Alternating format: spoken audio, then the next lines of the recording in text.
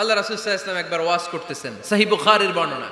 আল্লাহর হাবিব সাল্লাল্লাহু আলাইহি ওয়াসাল্লাম বললেন, ইন্না মিনা শাজারি শাজারা, এক ধরনের গাছ আছে, লা ইয়াসকুতু ওয়ারাকুহা, যেই গাছের পাতা কোনোদিন ঝরে না, পাতা পড়ে না, একটা গাছ আছে।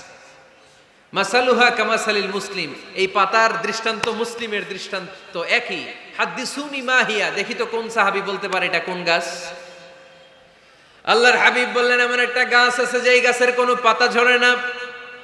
এই পাতার দৃষ্টান্ত, গাছের দৃষ্টান্ত, মুমিনের দৃষ্টান্ত একরকম। ফাহাদ্দিসুনি মাহিয়া, কে আছো বলতে পারো এটা কোন গাছ? কেউ পারে না। সাহাবারা মনে করছে এটা মরুভূমির কোন একটা গাছ হবে। কেউ বাড়ির পাশে যে খেজুর গাছ আছে এটা খেয়াল করে নাই, সবাই চলে গেছে অন্য গাছের দিকে। ক্যাকটাস, গুলমলতা, মরুভূমির রেয়ার যে গাছগুলো আছে, দুর্লভ দুষ্প্রাপ্য গাছগুলো, তারা এক একজন একটার পর নাম বলতে আরম্ভ করলো। আল্লাহ রাসূল সাল্লাল্লাহু আলাইহি ওয়াসাল্লাম বললেন হয় নাই, একজন বলে একটা, আল্লাহর হাবিব বললেন হয় নাই। সবশেষে কেউ যখন পারে না, আল্লাহ রাসূল সাল্লাল্লাহু আলাইহি ওয়াসাল্লাম বললেন, ইন্নাহা আন-নাখলা, এটা খেজুর গাছ। এটা কি গাছ? সবাই বলেন, কি গাছ? খেজুর গাছ। কেউ পারে নাই। ওয়াজ শেষ, নসিহত শেষ, সবাই বাড়ি ফিরে যাচ্ছে। সাইয়েদনা ওমর ফারুক রাদিয়াল্লাহু তাআলা আনহু, উনি ওনার ছেলে আব্দুল্লাহ ইবনে ওমরকে নিয়ে যাচ্ছে। আব্দুল্লাহ ইবনে ওমর হঠাৎ করে বললেন, আব্বা, আল্লাহ রাসূল যখন জিজ্ঞেস করেছিল এটা কোন গাছ, আমি কিন্তু জানতাম এটা খেজুর গাছ, আমি কিন্তু জানতাম। ওমর ফারুক বললেন, বলো নাই কেন? আব্দুল্লাহ ইবনে ওমর বলেন, আব্বা, আপনি পারেন না, আমার চাচা আবু বকর পারে না, মুরব্বী সাহাবারা কেউ পারে না, আমি মাঝখান দিয়ে কেমনে বেয়াদবি করি? সুবহানাল্লাহ পড়বেন না?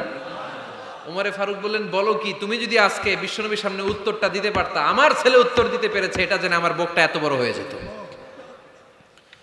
ও আব্দুল্লাহ, কেন তুমি বললা না? আজকে কেউ প্রশ্নের উত্তর করতে পারে নাই, তুমি যদি বিশ্বনবীর সামনে দাঁড়িয়ে প্রশ্নের উত্তর করতে পারতা, আমার বুকটা এত বড় হয়ে যেত। কেন বললা না? তুমি বললে আমি বড্ড খুশি হয়ে যেতাম। সুবহানাল্লাহ পড়েন। তার মানে মাঝে মাঝে জুনিয়ররা সিনিয়রদেরকেও হার মানায় দেয়, এরকম আছে না নাই? এজন্য পরামর্শ করবেন, অবশ্যই পরামর্শ করবেন। সাইয়েদনা ওমর ফারুক যখন খলিফা, তিনি মুরব্বীদের মিটিংয়ে একটা ছোট্ট বাচ্চাকে রাখতেন, অল্প বয়স্ক এক সাহাবী, ওই সাহাবীর নাম আব্দুল্লাহ ইবনে আব্বাস রাদিয়াল্লাহু তাআলা আনহু। মুরব্বীরা মনে কষ্ট পেলেন, কিরে, এই ছেলের সমান নাতি আছে আমার ঘরে, আমার নাতি আছে, এই ছেলের সমান এই ছেলেকে কেন রাখে? ওমর ফারুক বললেন, একদিন দেখাই দিব আপনাদেরকে কেন রাখি। ওমর ফারুক একদিন সবাইকে বললেন, ইদা জাআ নাসরুল্লাহি ওয়াল ফাতহ ওয়া রাআইতান নাস ইয়াদখুলুনা ফি দীনিল্লাহি আফওয়াজা। এটা কোন প্রেক্ষাপটে নাজিল হয়েছে আপনারা কে জানেন বলেন তো? এক সাহাবী বললে, এই সূরা দ্বারা বোঝানো হয়েছে আমাদের যখন বিজয় অর্জিত হবে তখন যেন আমরা বেশি বেশি আল্লাহর প্রশংসা করি। ওমর ফারুক বললেন, উত্তর হয় নাই। আরেক বয়স্ক সাহাবী বললেন, আমাদেরকে রব্বুল আলামিন বড় বড় শহর বিজয়ের ব্যাপারে আদেশ দিয়েছে, এই সূরা দ্বারা আমি এটা বুঝেছি। ওমরে ফারুক বললেন, হয় নাই। কেউ যখন উত্তর করতে পারে নাই, ওমরে ফারুক বললেন, ও আব্দুল্লাহ ইবনে আব্বাস, তুমি এই সূরার ব্যাপারে কি জানো? আব্দুল্লাহ ইবনে আব্বাস বলেন, হুয়া আজালু রাসূলিল্লাহ, এই সূরা দ্বারা বিশ্ব নবীর আগাম মৃত্যুকে বোঝানো হয়েছে। ইদা জাআ নাসরুল্লাহি ওয়াল ফাতহ, নবী হে, যখন বিজয় আসবে, আল্লাহর পক্ষ থেকে সাহায্য আসবে, ওয়ারাআইতান নাস ইয়াদখুলুনা ফি দীনিল্লাহি আফওয়াজা, আপনি দেখবেন দলে দলে বানের পানির মতো লোকজন কালিমার ছাতার নিচে প্রবেশ করতেছে।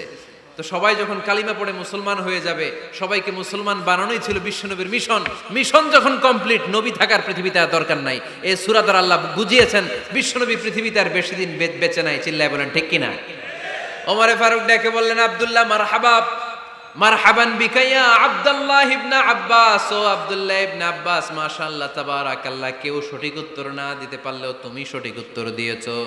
তুমি এই সূরার ব্যাপারে যতটুকু জানো আমিও জানি ততটুকু, পড়েন সুবহানাল্লাহ। তুমি সঠিক উত্তর দিয়েছো। এই হাদিসগুলো প্রমাণ করে মাঝে মাঝে জুনিয়ররা সিনিয়রদেরকেও হারিয়ে দেয়। চিল্লায় বলেন ঠিক কিনা? এজন্য মাঝে মাঝে বাচ্চা ছেলেদেরও পরামর্শের দরকার আছে না নাই? ঘরে সুখ নাই, শান্তি নাই, কারণ পরামর্শ করেন না তো। আব্বা আম্মার পরামর্শ নেন, স্ত্রীদের পরামর্শ নেন, ছেলে মেয়েদের পরামর্শ নেন। গুরুত্বপূর্ণ সিদ্ধান্ত নেওয়ার আগে পরামর্শ করে সিদ্ধান্তগুলো নেওয়ার দরকার আছে না নাই? পরামর্শ করে ফ্যামিলি মিটিংয়ে যদি আমরা সিদ্ধান্ত নেই, ওই সিদ্ধান্তে বরকত দিবে কে? আওয়াজ করে বলেন, ওই ঘরটারে বরকতময় করে কে? কয়টা গেল? 7টা। 8 নাম্বার হচ্ছে, প্রত্যেকটা ঘরে এক একটা পারিবারিক পাঠাগার গড়া চাই, ফ্যামিলি লাইব্রেরি। কার কার ঘরে পারিবারিক পাঠাগার আছে দেখি সুজানগরে? মাশাআল্লাহ, মাশাআল্লাহ পড়েন, আওয়াজ করে পড়েন মারহাবা। যাদের ঘরে নাই তাদের ঘরে একটা পাঠাগারের দরকার আছে না নাই? একটা শোকেস বানাবেন, ওখানে ইসলামী বইগুলো রাখবেন, ইসলামী সাহিত্যগুলো রাখবেন, তাফসিরগুলো রাখবেন, হাদিসের বইগুলো রাখবেন। একটা পারিবারিক পাঠাগারের দরকার আছে না নাই? কোরআনের প্রথম আয়াত হয়েছে পড়ো। কোরআনের প্রথম আয়াত কি? আল কোরআনের প্রথম বাণী পড়ো, আল হাদিসে নবীর কথা পড়ো। আল কোরআনের প্রথম বাণী পড়ো, আল হাদিসে নবীর কথা পড়ো। পড়ে পড়ে শেখো, শিখে শিখে তুমি তোমার নিজের জীবন গড়ো। পড়েন আমিন। কোরআনের প্রথম কথা কি? ইকরা, পড়ো। কোরআনের প্রথম কথা কি? ইকরা বিসমি রাব্বিকাল্লাযী খালাক, খালাকাল ইনসানা মিন আলাক। ইকরা ওয়া রাব্বুকাল আকরাম আল্লাযী আল্লামা বিল কলম আল্লামাল ইনসানা মা লাম ইয়ালাম। পড়েন সুবহানাল্লাহ। পড়ো তোমার প্রভুর নামে যিনি তোমায় শিখিয়েছেন। Read in the name of your Lord who has created. পড়ো, পড়ার কোনো বিকল্প নাই, আপনার পড়তেই হবে। বেঁচে আছেন পড়েন, সুস্থ তো পড়েন, অসুস্থ পড়েন, মরে যাচ্ছেন তখনও পড়েন, পড়তে পড়তে মরেন। ও মিয়া, মরার সময় পড়ার দরকার আছে না নাই? মরার সময় পড়বেন লা ইলাহা ইল্লাল্লাহ মুহাম্মাদুর। এটা না পড়লে হবে? তার মানে মরার সময়ও পড়তে হবে। চিল্লায় বলেন ঠিক কিনা? তাহলে সুখী, সমৃদ্ধ, আলোকিত একটা পরিবার গড়ার 8 নম্বর পয়েন্ট হচ্ছে একটা ফ্যামিলি লাইব্রেরি। প্রত্যেকটা ঘরে শান্ত যেন নেই, যে আমাদের প্রত্যেকের ঘরে আমরা যেন ছোট্ট করে একটা পাঠাগার বানাই।